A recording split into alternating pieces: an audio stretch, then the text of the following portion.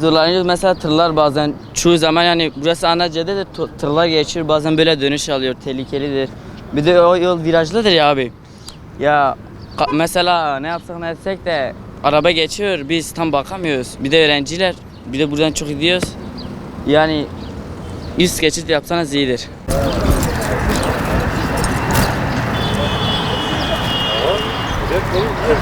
Buradan karşıya geçerken genelde çok fazla sorun yaşıyoruz.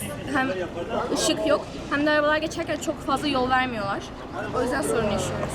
Evet çok fazla yaşanıyor özellikle diğer yolda. Mimarın karşısında çok fazla trafik. Yani araba geçmediğine emin olduktan sonra karşıya geçmeye çalışıyoruz. Yani çok başka türlü geçemiyoruz. Arabalar çok fazla geçiyor. Çok fazla yaşıyoruz çünkü geçenlerde motosiklet bir öğrenciye çarpmıştı orada. O yüzden hani çok fazla böyle tetikleniyoruz yani. O yüzden sıkıntı yaşıyoruz. Talebimiz çok oraya ışıklandırma yapmaları gerekiyor. Çünkü başka türlü geçmememiz imkansız ve yaya geçidi yapılması gerektiğini düşünüyorum.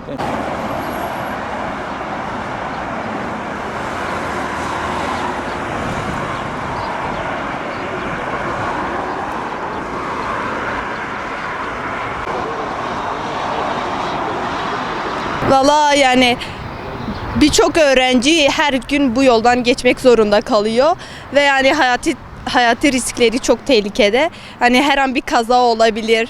Yani ve burada ortaokulda var, ilkokulda var. Yani oradaki mesela biz biraz daha tedbirli olsak bile oradaki küçük çocuklar yani arabaları göremeyebilir ve küçük oldukları için yani bu sorumlulukları alamayabilirler. Ondan dolayı yani bayağı kazalar oluşur. Yani bir üst geçit şart buraya. Üçüncü yılımı bitirdim, 4. yıla geçiyorum. Yani üst geçit yapın artık, yeter yani bizim canımız önemli, ailemiz için önemli, bizim için önemli. Yani burada bir sürü çocuk, bir sürü öğrenci var yani. Onlar için bir üst geçit şarttır, yapın lütfen.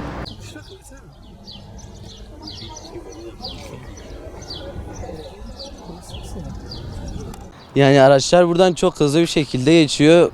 Ve mesela karşıya geçeceğiz. Karşı tarafta durak var. Çarşı tarafına gidecek olan öğrenciler için de çok zor. Bu yoldan karşı tarafa doğru bir üst geçit yapılmasını istiyoruz. Yani 2 yıldır burada okuyorum. Daha 2 yılım daha var. 2 yıl boyunca burada ne olup biteceği belli değil. Kaza olabilir. Yani araçlar da çok hızlı geliyor. Zaten 200 metre öncesinde bir ışık olmalı. Işığı da yapmamışlar tabii. Yani karşıdan karşıya geçerken çok zorlanıyoruz. Araçlar çok hızlı geliyor ve yani ölüm riskiyle karşı karşıyayız.